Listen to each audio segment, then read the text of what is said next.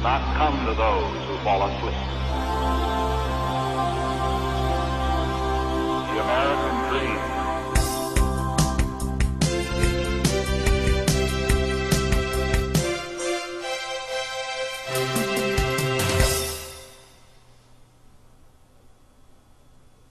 Hi, and welcome back. Again, my name is Paul Gruber, and we've made it to the Pronunciation Workshop's 14th training session.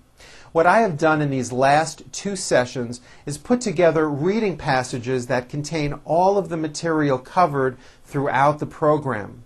In the past, my clients have often requested that I do some paragraph reading using correct American pronunciation so that they could hear and repeat and get a chance to practice everything that they have learned in the program. It's sort of like a review. I have been told many times that this is extremely helpful and aids in the overall improvement of pronunciation abilities. So therefore, this is what I have done. Today's session contains 4 short paragraphs. Each paragraph is designed to address everything that we have covered: consonants, vowels, intonation, phrase reductions, and word endings. All the components needed to speak clearly and with good pronunciation.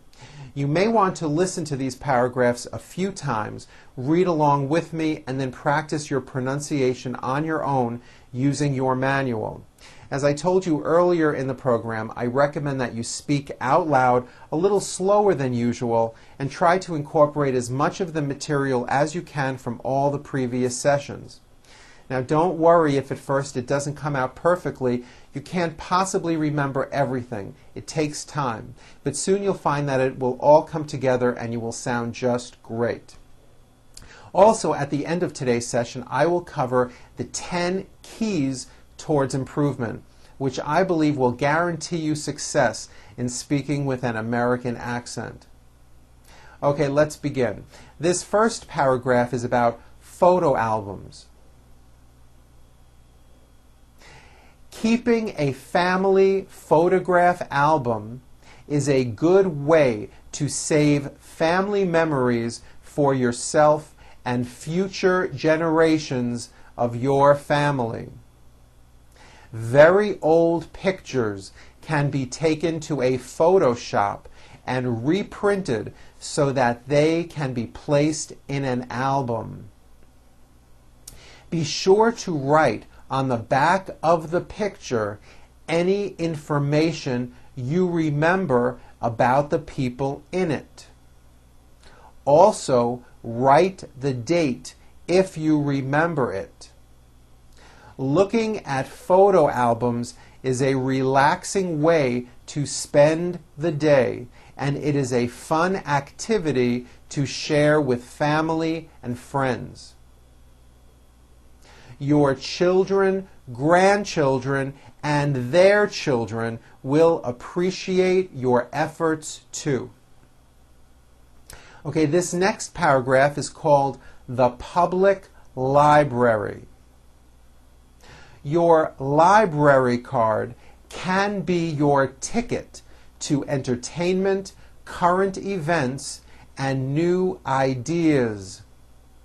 Almost every city has a public library, and there is no charge for a library card.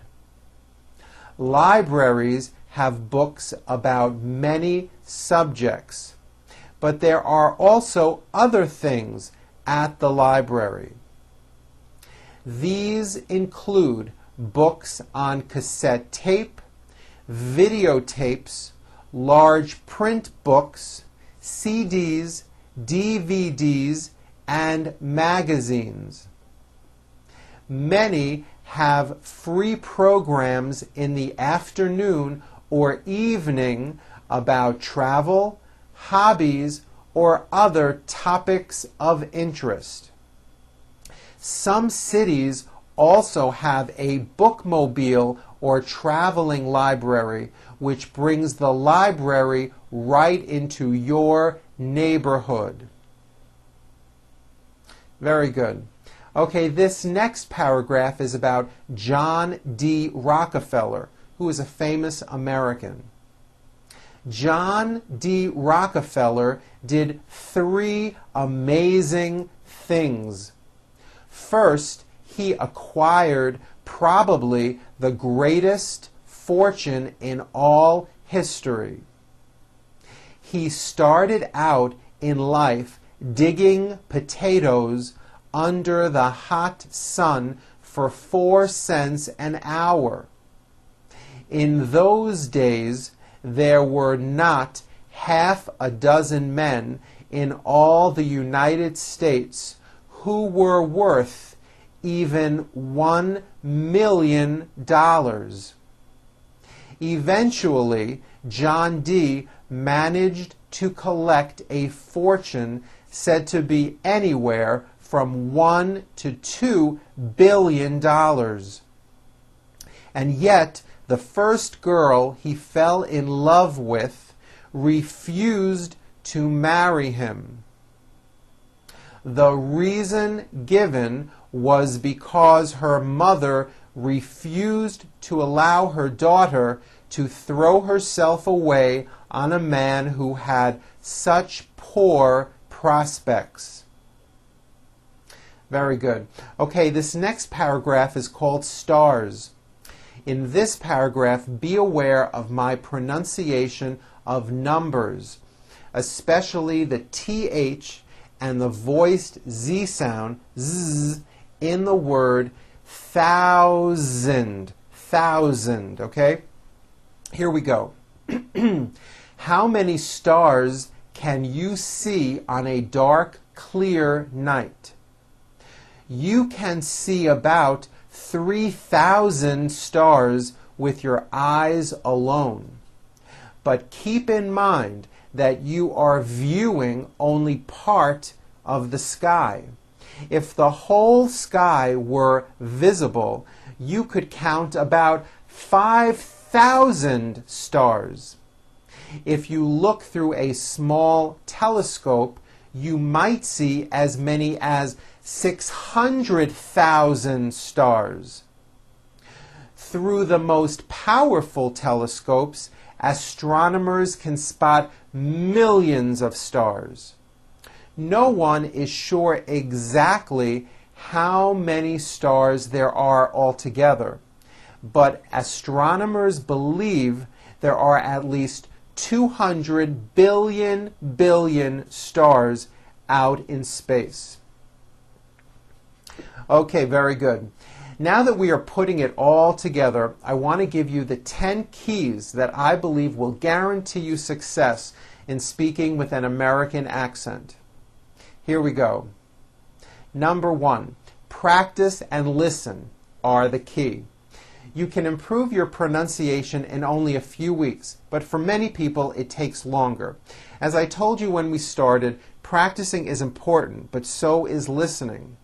As you go through your day, listen to the melody of English. English has its own rhythm and flow. It goes up and it comes down. Master that and people will more easily understand you. Also, listen to native speakers. Imitate the way they speak. You'll see that they also follow the same speech rules that I presented throughout this program. Number 2, do not leave off the endings of your words. Say the ending of each word, especially the final S's and the final ED sounds and the final LY sounds. These sounds have a lot to do with making you better understood, especially when saying numbers clearly. Number 3, make a list of frequently used words or words related to your profession that you find difficult to pronounce.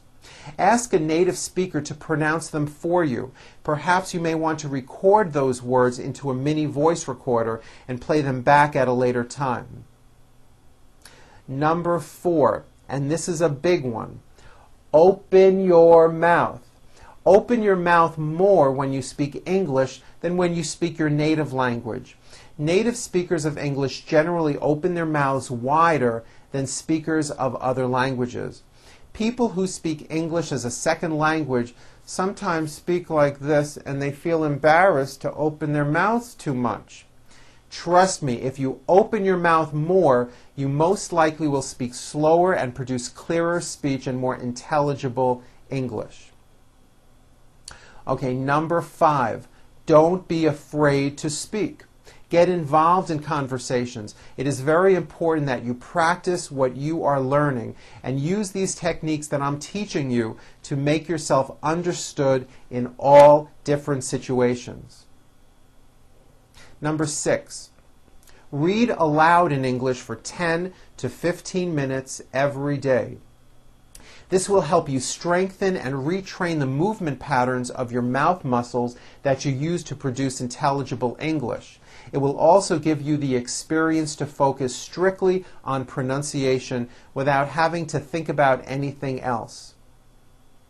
Number 7, record your own voice and listen for pronunciation errors. Now this could be just audio or audio and video. It's a really good idea to do because it will increase your awareness of pronunciation mistakes that you may not even be aware of. Number 8, watch the mouth movements of native speakers and try to imitate them. When you watch TV, look at the mouth movements of actors. Repeat what they are saying. Try to imitate the intonation and rhythm of their speech. Number 9, here's a really good tip that many of my clients do. Buy books on tape and also buy the actual book. Go to your favorite bookstore and buy a book that you will really enjoy reading on tape and then also buy the same book. Be sure that the person reading on the tape is a native-born American. This is very important so that you can hear their American pronunciation. Listen and read out loud at the same time. Maybe record yourself reading some sections of the book and compare the sound of your English with that of the speaker from the recording. Many of my clients have found this to be an extremely helpful step in improving their English. And here is the last one. Number 10 is be patient. You can change the way you speak, but it won't happen overnight. It will take time. Some people expect instant results and they give up too soon. You definitely can change the way you sound, but you must be willing to put some effort into it and you must give it time. Now go and practice the paragraphs that we covered today and I'll see you at our next session. Thank you for watching. I'm Paul Gruber for the Pronunciation Workshop. Goodbye.